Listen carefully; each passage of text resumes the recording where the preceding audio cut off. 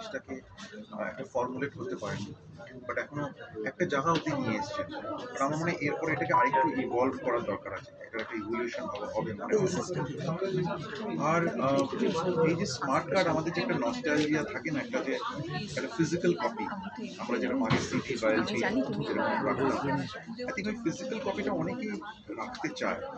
সবাই হয়তো চাইবে না, বাট আই থিঙ্ক অনেক সংখ্যা মানে মিউজিক লিসনার্স আছে, শিল্পীরা আছে, যারা হয়তো এই স্মার্ট অ্যালবামটার সাথে রাখতে চাইবে একটা একটা এটিএম কার্ডের মতো।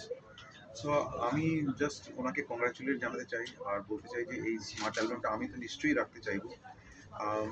স্ট্রেট যাতে আমি মানে ফর লিসেনারের জন্য যে কমফর্ট ফ্যাক্টরটা হবে, প্লাস শিল্পীর জন্য যে যে ফ্যাক্টরটা হবে, যে স্ট্রেট একদম যেই অ্যালবামটা আপনি চুজ করতে চাইছেন, যেই গানটা চুজ করতে চাইছেন, ওই স্ক্রোলিংয়ে যে সময়টা যে যাবে না, I think it will be good. এটা আরেকটা টেকনোলজি, আরেকটা স্টেপ।